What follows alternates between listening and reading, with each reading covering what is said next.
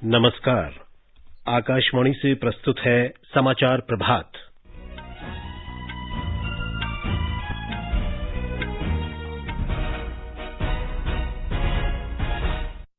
भीषण चक्रवात निवार ने तमिलनाडु में मरक्करम के निकट तट को पार किया। चेन्नई सहित तटीय क्षेत्रों में मूसलाधार वर्षा। प्रधानमंत्री नरेंद्र मोदी आज अखिल भारतीय पीठासीन अधिकारियों के सम्मेलन के समापन सत्र को संबोधित करेंगे। प्रधानमंत्री आज शाम वैश्विक नवीकरणीय ऊर्जा निवेशक बैठक और प्रदर्शनी का उद्घाटन करेंगे। देश भर में आज संविधान दिवस मनाया जा रहा है। महान फुटबॉल खिलाड़ी डिएगो मैराडोना का निधन। खेल मंत्रालय ने भारतीय तीरंदाजी संघ को राष्ट्रीय खेल परिसंघ के रूप में मान्यता दी।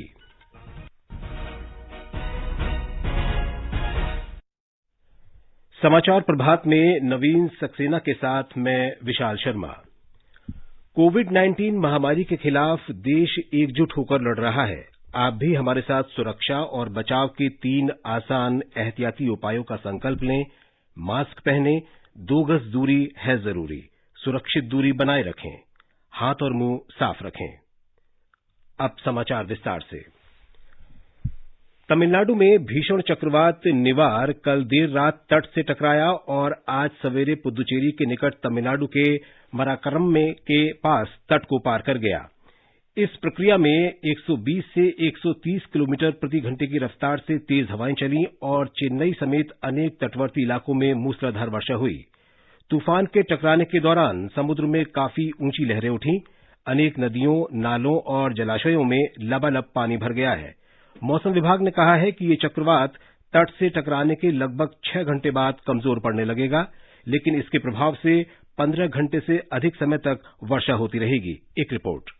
निवार को देखते हुए तटवर्ती जिलों के 1,20,000 से अधिक लोगों को सुरक्षित जगहों पर राहत शिविरों में भेजा गया है। कई जगहों से पेड़ों के उखड़ने की भी खबरें आई हैं। प्रकृति का ये तांडव जैसे पहले आशंका थी, उससे भी भयंकर है। मौसम विशेषज्ञों का कहना है कि चक्रवात समय समय पर अपनी दिशा बदल रहा है। राहत और बचाव की सभी तैयारियां की गई हैं। राष्ट्रीय आपदा मोचन बल और सेना नागरिक प्रशासन को राहत और बचाव कार्यों में सहायता देगी। चक्रवात को देखते हुए राज्य में कई प्रतियोगी परीक्षाएं और इंटरव्यू स्थगित कर दिए गए हैं। 16 जिलों में भारी वर्षा की आशंका को देखते हुए आज सरकारी कार्यालय और बैंक बंद रखे गए हैं। राहत और बचाव कार्यों की निगरानी कर रहे वरिष्ठ अधिकारियों का कहना है कि उन्हें जनता से भरपूर सहयोग मिल रहा है। चेन्नई से जयसिंह की रिपोर्ट के साथ समाचार कक्ष से अरुण होरा।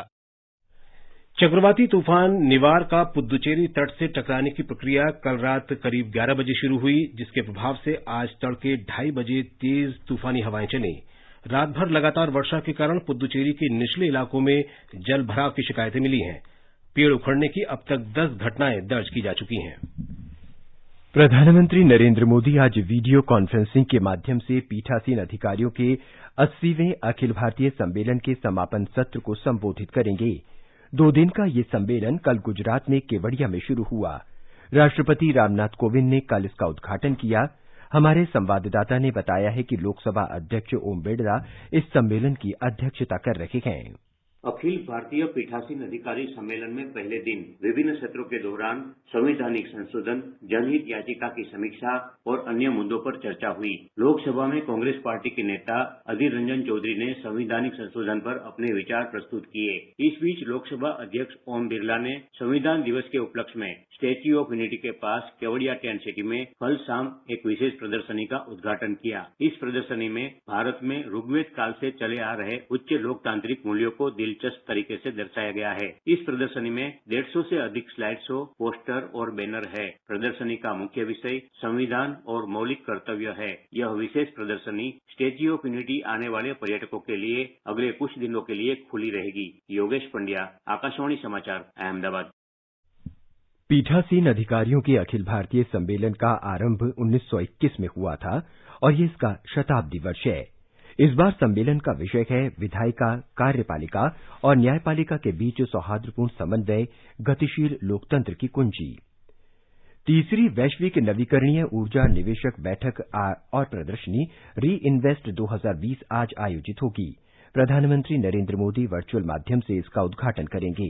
2 दिन तक चलने वाली इस वर्चुअल प्रदर्शनी में विश्व की कई बड़ी कंपनियां नवीकरणीय ऊर्जा क्षेत्र में अपनी आधुनिकतम प्रौद्योगिकी का प्रदर्शन करेंगी। केंद्रीय सड़क परिवहन और राजमार्ग मंत्री नितिन गडकरी आज उत्तर प्रदेश में राजमार्ग की 16 परियोजनाओं का उद्घाटन और शिलान्यास करेंगे। इन परियोजनाओं पर लगभग 7,500 करोड़ रुपए की लागत आने का अनुमान है। इस परियोजना के तहत राज्य में 505 किलोमीटर लंबी सड़कों का निर्माण किया जाएगा, जिससे राज्य में बेहतर संपर्क, सुविधा और आर्थिक विकास को बढ़ावा मिलेगा।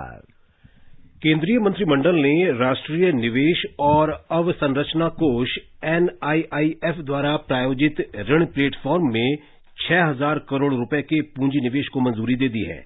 NIIF निधि 2 कंपनियों असीम इंफ्रास्ट्रक्चर फाइनेंस लिमिटेड और NIIF इंफ्रास्ट्रक्चर फाइनेंस लिमिटेड से मिलकर बनी है।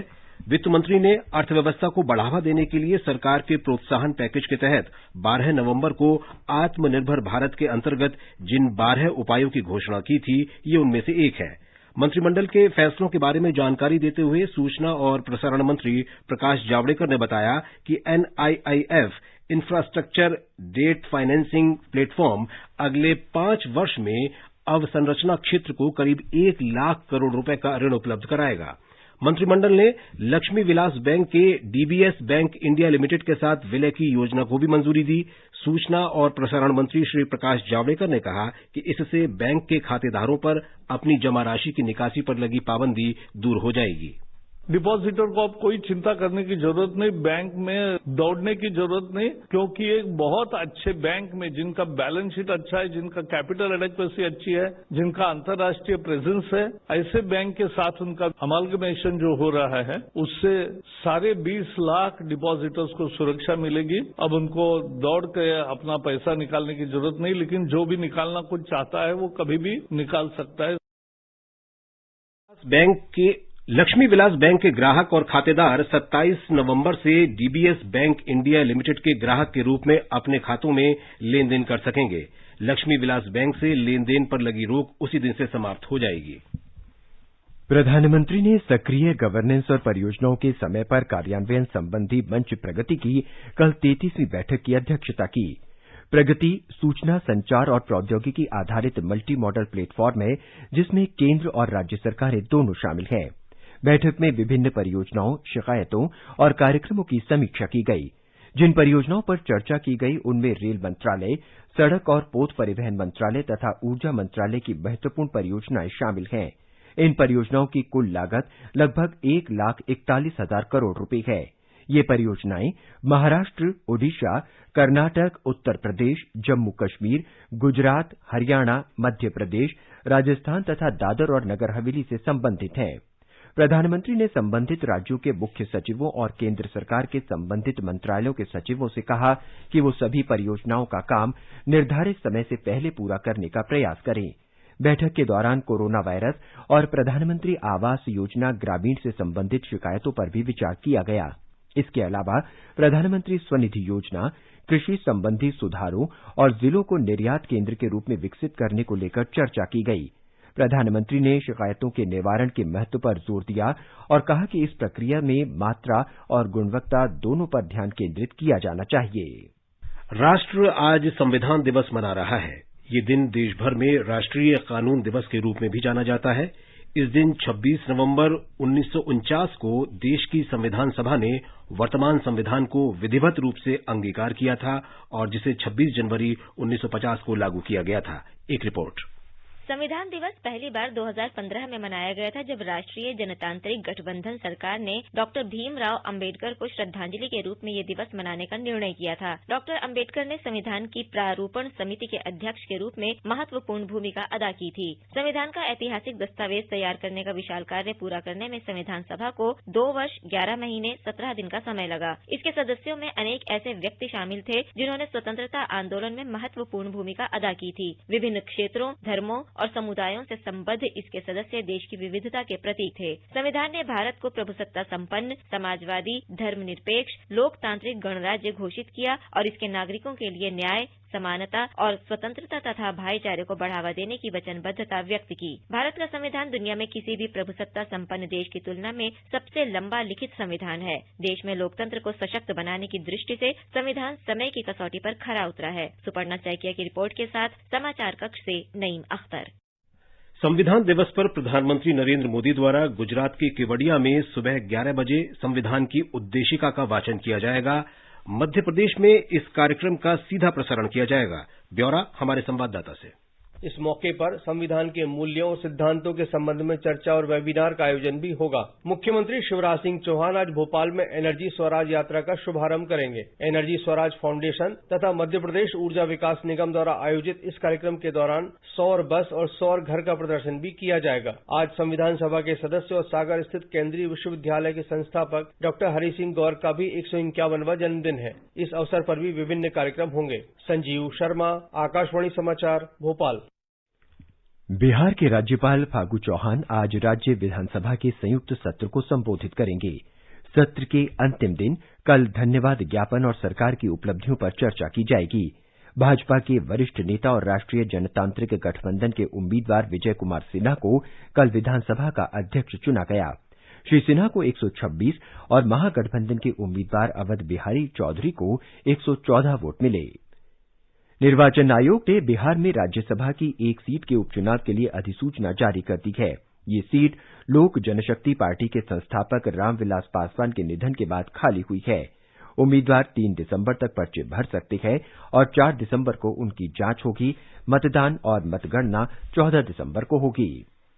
जम्मू कश्मीर के उपराज्यपाल मनोज सिन्हा ने जिला विकास परिषद चुनाव और पंचायतों तथा शहरी स्थानीय निकायों के उपचुनाव की तैयारियों के सिलसिले में कल उच्च स्तरीय बैठक की। वीडियो कॉन्फ्रेंस के जरिए आयोजित इस बैठक में मंडल आयुक्तों, उपायुक्तों और पुलिस अधीक्षकों ने भाग लिया। उपराज्यपाल ने अधिकारियों से शांतिपूर्ण चुनाव आयोजित करने के लिए सभी उपाय करने तथा सुरक्षा बल और मतदान कर्मियों के लिए मूलभूत सुविधाएं सुनिश्चित करने को कहा। उन्होंने ये सुनिश्चित करने को कहा कि दूर दराज क्षेत्रों में सुविधाएं दी जाएं ताकि हर व्यक्ति अपने मताधिकार का उपयोग कर सके। देश ने कोविड के खिलाफ लड़ाई में कीर्तिमान स्थापित किया है। संक्रमण के नए मामले लगातार 18वें दिन प्रतिदिन 50,000 से नीचे दर्ज किए गए। पिछले 24 घंटों में लगभग 44,000 नए मरीज सामने आए और लगभग 38,000 लोग उपचार के बाद स्वस्थ हुए।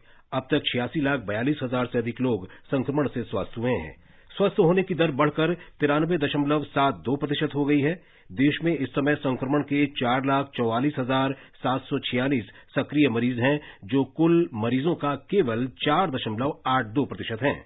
इस समय कोविड से होने वाली मृत्यु दर 1.46% है। पिछले 24 घंटों में 481 लोगों की मौत हुई है। दिल्ली में कल कोविड-19 के 5,246 नए मामले सामने आए। राष्ट्रीय राजधानी में कोविड से संक्रमित होने वालों की संख्या 5,47,000 से अधिक हो गई है। दिल्ली सरकार ने बताया कि अब तक 4,98,000 कोरोना रोगियों का सफल उपचार हो चुका है। पिछले 24 घंटों में 361 रोगी उपचार के बाद स्वस्थ हुए और 99 रोगियों की मौत हो गई। उत्तर प्रदेश में कोरोना के बढ़ते संक्रमण को देखते हुए लखनऊ में निषेधाज्ञा लागू कर दी गई है। हमारे संवाददाता ने बताया है कि मुख्यमंत्री योगी आदित्यनाथ ने कोविड परीक्षण में तेजी लाने और एंटीजन तथा आरटीपीसीआर परीक्षणों का अनुपात 60 और 40 रखने के निर्देश दिए हैं। राजधानी लखनऊ में 1 दिसंबर तक निषेधाज्ञा जारी रहेगी। लखनऊ में अब बिना जिला प्रशासन की पूर्व अनुमति के कोई भी नया कार्यक्रम आयोजित नहीं किया जा सकेगा। इस बीच राज्य सरकार ने कल 1,78,000 से अधिक कोविड परीक्षण किए हैं, जो अब तक की सर्वाधिक संख्या है। अपर मुख्य सचिव स्वास्थ्य अमित मोहन प्रसाद ने कहा कि सभी जिलों को निर्देश दिए गए हैं कि वे अपने अपने क्षेत्रों में प्रभावित इलाकों की मैपिंग कराने के बाद सर्विलांस और फोकस टेस्टिंग के काम में तेजी लाएं। पिछले 24 घंटों में 2318 नए मामलों के साथ ही प्रदेश में सक्रिय कोविड मरीजों की संख्या 25,876 हो गई है। मुख्यमंत्री योगी आदित्यनाथ ने भी लखनऊ, गौतम बुद्ध नगर, मेरठ और गाजियाबाद जिलों में कोविड की रिकवरी दर को बेहतर करने के निर्देश दिए हैं। सुशील चंद्र तिवारी, आकाशवाणी समाचार, लखनऊ। छत्तीसगढ़ में कोविड-19 के टीके के वितरण की तैयारियां शुरू हो गई हैं। हमारे संवाददाता ने बताया है कि राज्य के करीब 98% स्वास्थ्य कर्मियों से संबंधित जानकारी पहले ही एकत्र की जा चुकी है, ताकि उन्हें वरीयता के आधार पर टीके लगाए जा सकें। छत्तीसगढ़ में कोविड-19 के टीकाकरण के लिए करीब 2,800 स्थान और 8,000 से अधिक वैक्सीनेटर को चिन्हांकित कर लिया गया है। स्वास्थ्य विभाग के अधिकारियों ने बताया है कि राज्य में 630 कोल्ड चेन प्वाइंट पहले से ही कार्य कर रहे हैं। वैक्सीन के सुरक्षित संधारण के लिए 85,000 लीटर की अतिरिक्त क्षमता है। वैक्सीनेटर की संख्या बढ़ाने के लिए स्वास्थ्य कार्यकर्ताओं को भी प्रशिक्षित किया जा रहा है। इसके अलावा टीकाकरण के लिए जरूरी सिरिंज और अन्य सामग्रियों को रखने के लिए जिला स्तर पर ड्राई स्टोर भी चिन्हांकित कर लिए गए हैं। टीकाकरण कार्य की संपूर्ण निगरानी और समन्वय के लिए राज्य स्तरीय स्टीयरिंग समिति बनाई जा चुकी है और विभिन्न जिलों में भी टास्क फोर्स समितियों का गठन कर लिया गया है। विकल्प शुक्ला, आकाशवाणी समाचार, रायपुर। आगे बढ़ने से पहले मुख्य समाचारों पर एक नजर फिर से।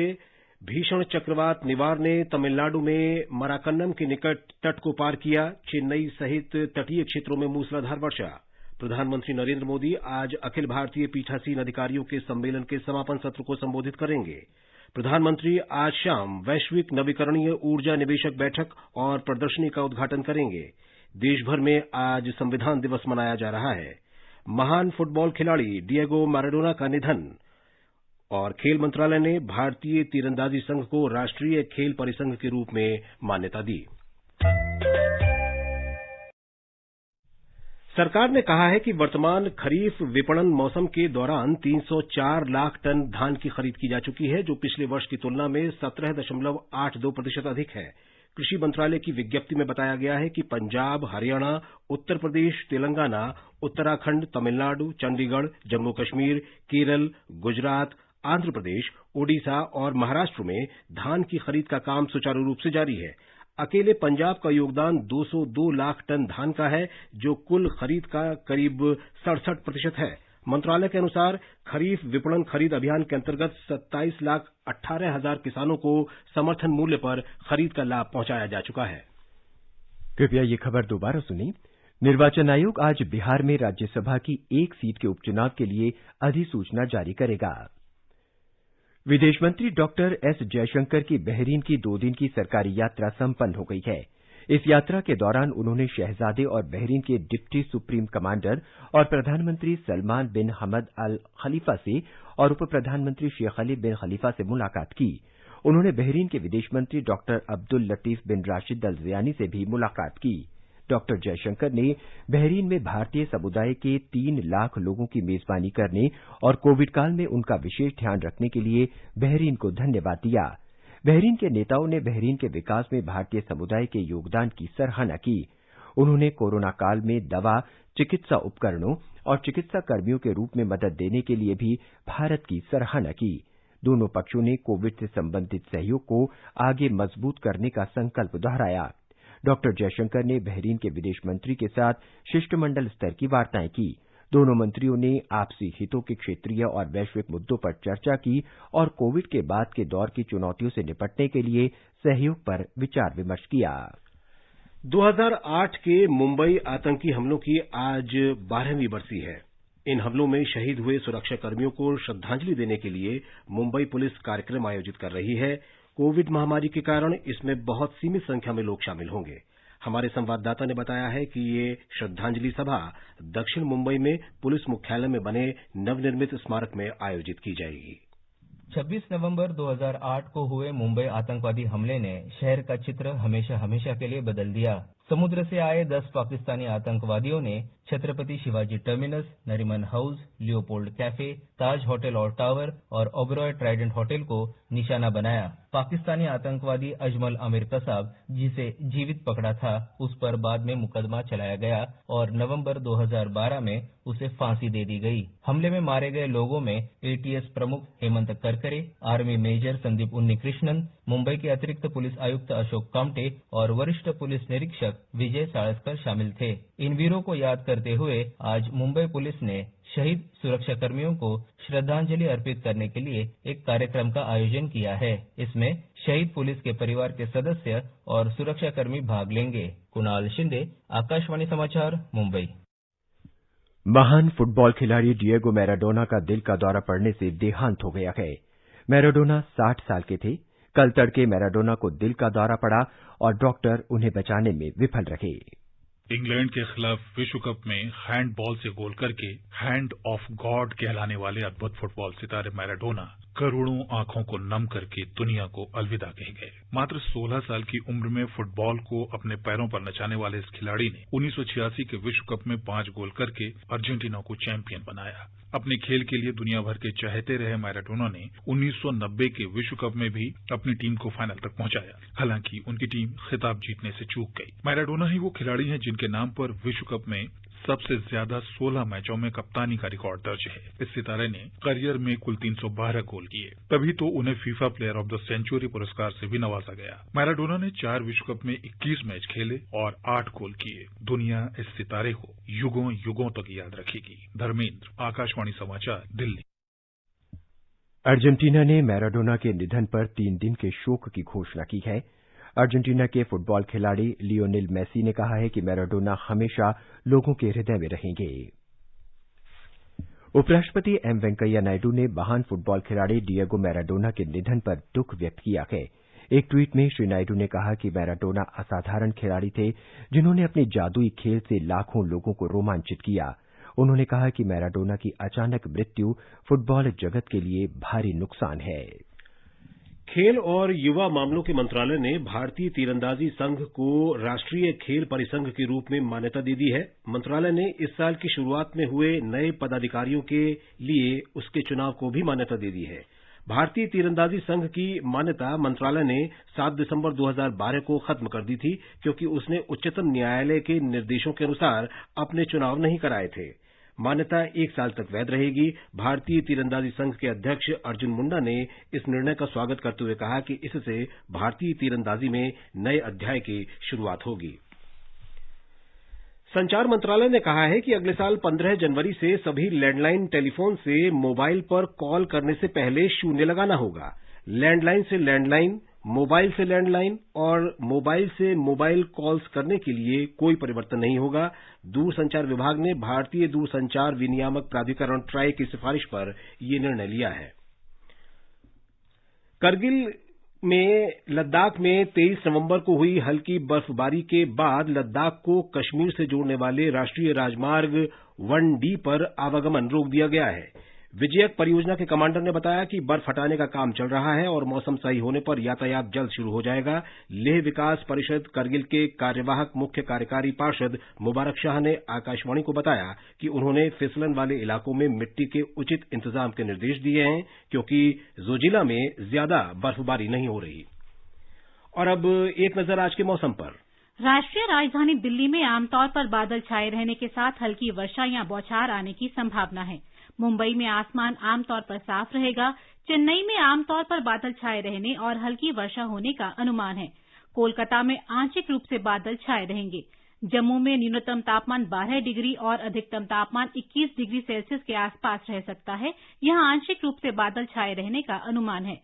श्रीनगर में आमतौर पर बादल छाए रहने के साथ हल्की वर्षा का अनुमान है। लेह में आमतौर पर बादल छाए रहने की संभावना है। पारा 0 से 6 डिग्री सेल्सियस नीचे है, जबकि अधिकतम तापमान 1 डिग्री सेल्सियस के रहने के आसार हैं। गिलगित में आमतौर पर बादल छाए रहने की संभावना है। तापमान 0 से 10 डिग्री सेल्सियस रहने का अनुमान है। मुजफ्फराबाद में आंशिक रूप से बादल छाए रहने की संभावना है। तापमान 3 से 11 डिग्री सेल्सियस के बीच रहने की संभावना है। देहरादून में तापमान 12 से 21 डिग्री सेल्सियस के बीच रहने का अनुमान है। आंशिक रूप से बादल छाए रह सकते हैं। धूल भरी आंधी आने के आसार हैं। चंडीगढ़ में आमतौर पर बादल छाए रहने के साथ 1 या 2 बार वर्षा होने की संभावना है। तापमान 13 से 20 डिग्री सेल्सियस के बीच रहेगा। और हैदराबाद में न्यूनतम तापमान 17 डिग्री सेल्सियस दर्ज किया गया, जबकि अधिकतम तापमान 29 डिग्री सेल्सियस रहने के आसार हैं। ये समाचार हमारी वेबसाइट newsonair.com/hindi पर भी उपलब्ध हैं।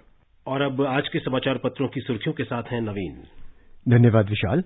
देश में कोरोना संक्रमण के बढ़ते मामलों पर नियंत्रण के लिए गृह मंत्रालय द्वारा सभी राज्यों और केंद्र शासित प्रदेशों को जारी नए दिशा निर्देश सभी समाचार पत्रों में हैं।